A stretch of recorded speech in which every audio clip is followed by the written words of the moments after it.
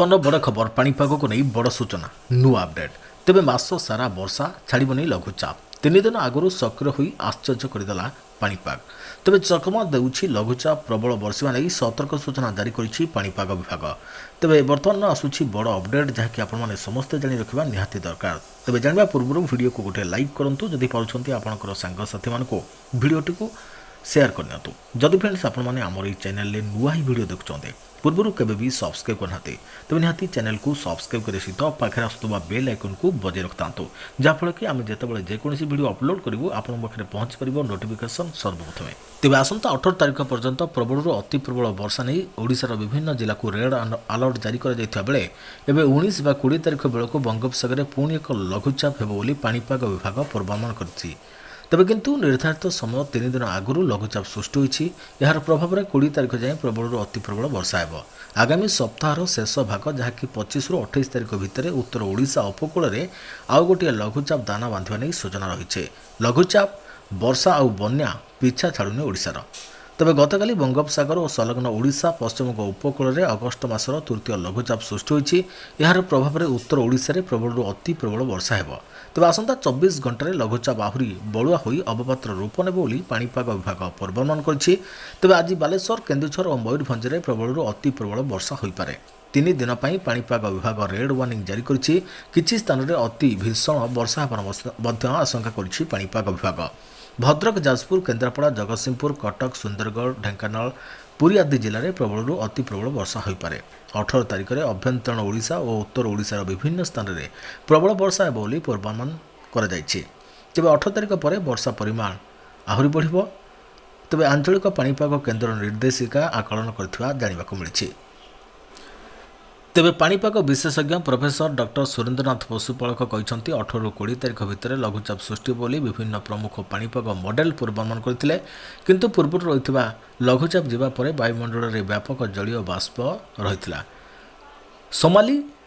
जेट्र शक्तिशाली विषुव रेखीर प्रभाव जोगु वायुमंडल घूर्णिबल शीघ्र संगठित है फल निर्धारित समयर 2 रु 3 दिन आगुआ लघुचाप रूप नेला द्वितीय लघुचाप प्रभाव में गत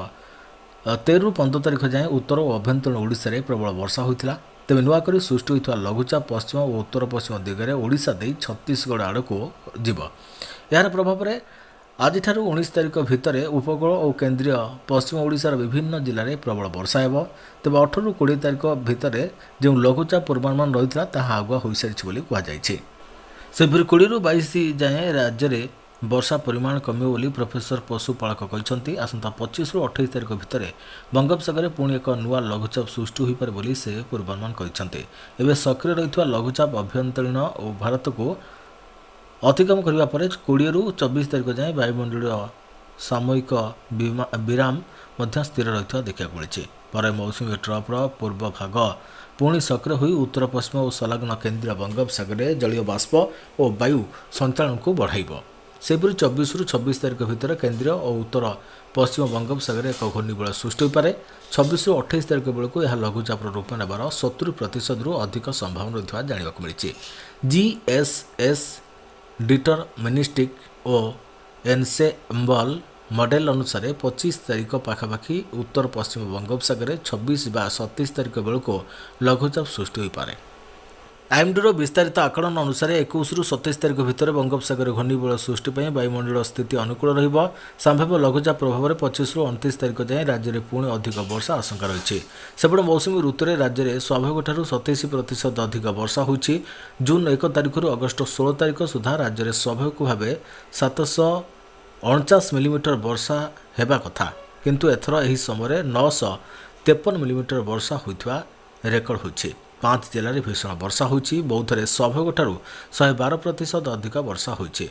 सेपरि सोनपुर में 84% केन्द्रापड़ा में 68% और ढेंकानाल में 65% और बरगढ़ में 70% अधिक वर्षा होइछि पूरा राज्य में एवं वर्षा सत्वे नवरंगपुर गजपति और कलाहांडी जिले में वर्षा नियंत्रित स्थित रही नवरंगपुर में स्वाभाविक 31% कलाहांडी में 22% और गजपति में 27% कम वर्षा रेकर्ड होता देखा मिली तेज ये बर्तमान पाणीपागर